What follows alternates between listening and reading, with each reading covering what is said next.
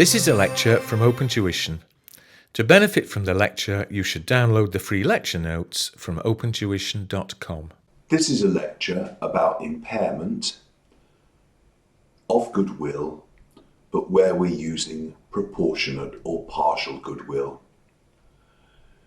If you're using partial goodwill, there's an extra adjustment that you need to try and push through when you're having a go at part of a consolidation.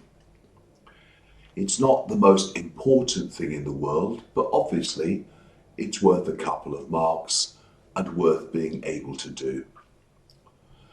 And the problem arises because with proportionate goodwill, some commentators and the accounting standard think that actually we may not be matching like with like when we do an impairment calculation. Now, this is the pro forma, remember, for an impairment calculation. So when I'm calculating impairment, I am supposed to compare the carrying value of something with its recoverable amount. So when we think about a subsidiary, the carrying value is partly the carrying value of the net assets and partly, of course, the carrying value of goodwill.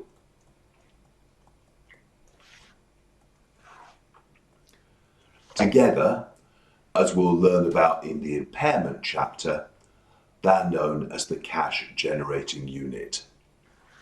Now we have to compare that, as you know, with recoverable amount.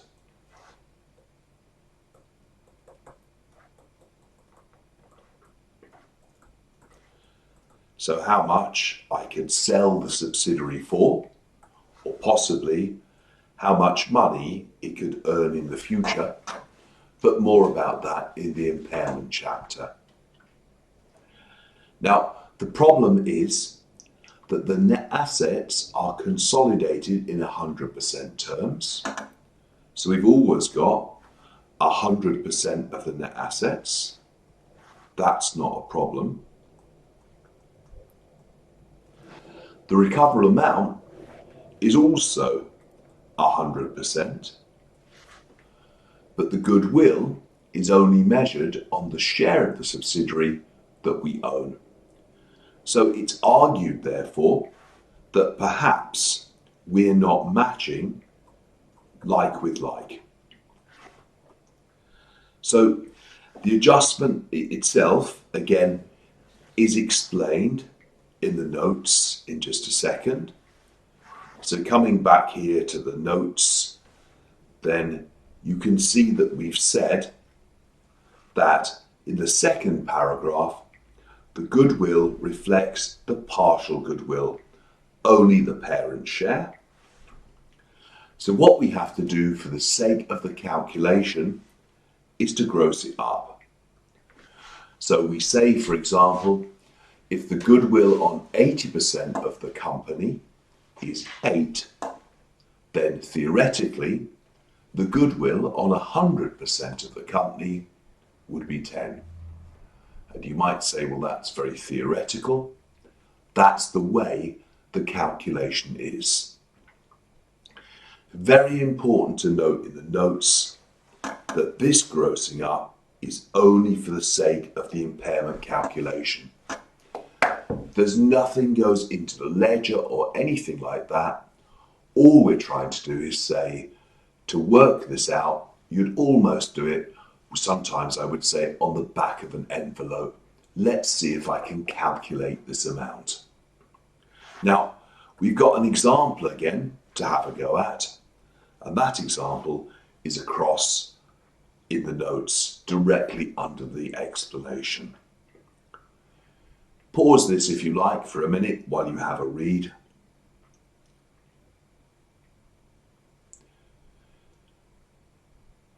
And you can see in this example, we're talking about an 80% subsidiary.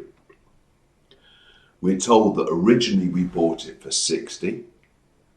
the net assets were 40, and the goodwill was to be partial or proportionate goodwill. So in the notes, we've worked the goodwill out for you. I can see the fair value of what we paid was 60. The net assets were 40. And because we're using proportionate goodwill, the goodwill, remember, the NCI is 20% of the net assets. 20% of 40 is 8. So the initial goodwill was 28. That was on the 1st of Jan 18. And we can see a bit further down that we are now on the 31st of December 18 when we do our impairment calculation. So in fact, I bought this company 1 year ago.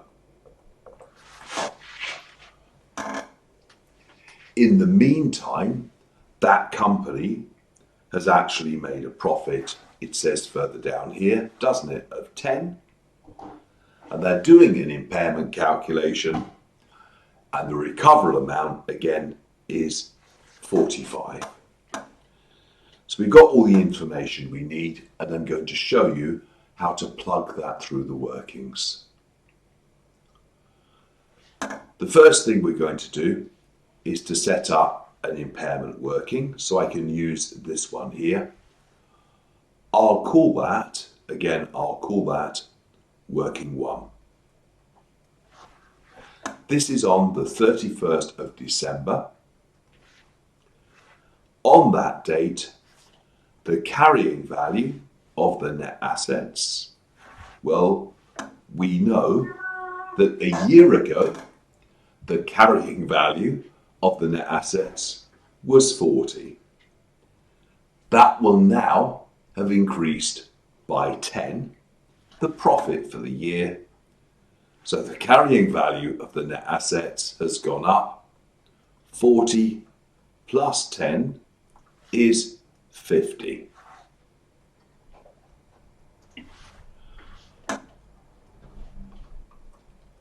I'm told the recoverable amount in the question. The recoverable amount is apparently 45.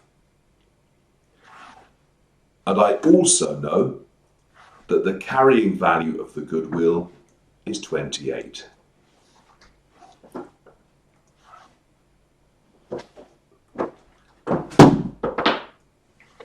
Because it's argued that we are not matching like with like, because the goodwill is strictly only on 80% of the company, then what we have to do is to gross it up. The grossing up is very simple. I'll take the 28 and multiply it by 100 over 80. 100 over 80 times 28 is 35. So the revised carrying value of the business is 85. The recoverable amount is 45. So theoretically, the impairment is 40.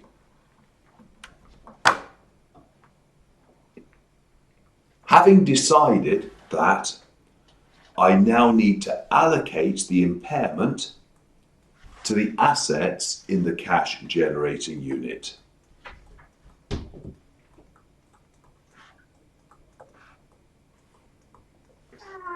So when we come to allocate the impairment, the first thing we have to allocate to is goodwill. And if possible, the entire loss is taken by the goodwill.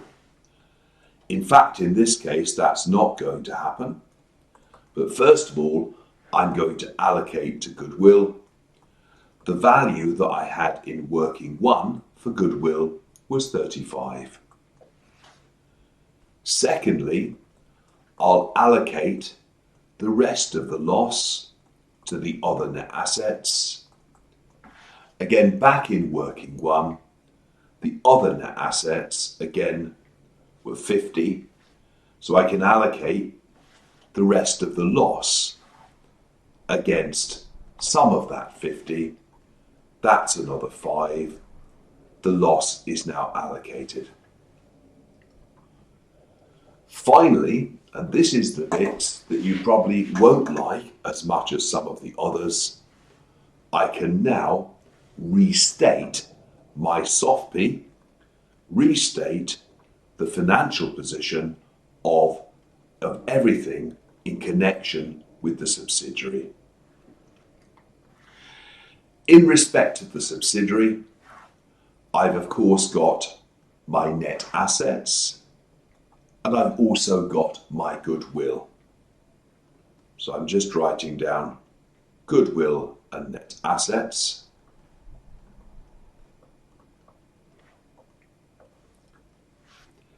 This is the bit that's a little bit tricky. It's a bit like learning to tie your shoelaces the first time. So initially, the goodwill was grossed up, remember, times 100 over 80. Now we go back to earth. So whatever we're doing on the goodwill line, we now multiply by 80 over 100. Open brackets, 35 was that carrying value of the goodwill, or let's pretend carrying value, that we had in working one. 35 was the amount of loss that was allocated to it. That was in working two. So the restated carrying value of the goodwill, 0. The net assets are already in 100% terms, so we don't need to do anything with those. Back in number one, working one, the net assets were 50. I'm reducing them, we just said, by 5. That was in working two. So revised net assets of the subsidiary, therefore, are 45. That's the net assets, of course, excluding the goodwill. Finally, the journal does feel strange if you want the journal, because what's happened here is that we have reduced the carrying value of the goodwill in the books. Originally in the books, the goodwill was 28. Remember, we never ever changed the ledger. This working was just done on the back of the envelope. I've reduced that by 28. So the goodwill has been reduced effectively again. So I've actually credited the goodwill with the full amount of 28. It's probably easier, isn't it, to just restate that. So if I was just, instead of 28 there, to write 0, that's probably easier to see, isn't it? So it's gone from 28 to 0. The net assets have gone from 50 to 45. And the charge to profit and loss, again, which goes through the profit or loss account, is 33. It will seem strange because initially we calculated this impairment of 40. In fact, the accounts are only reduced by a charge of 33. And that's impairment where you have proportionate goodwill.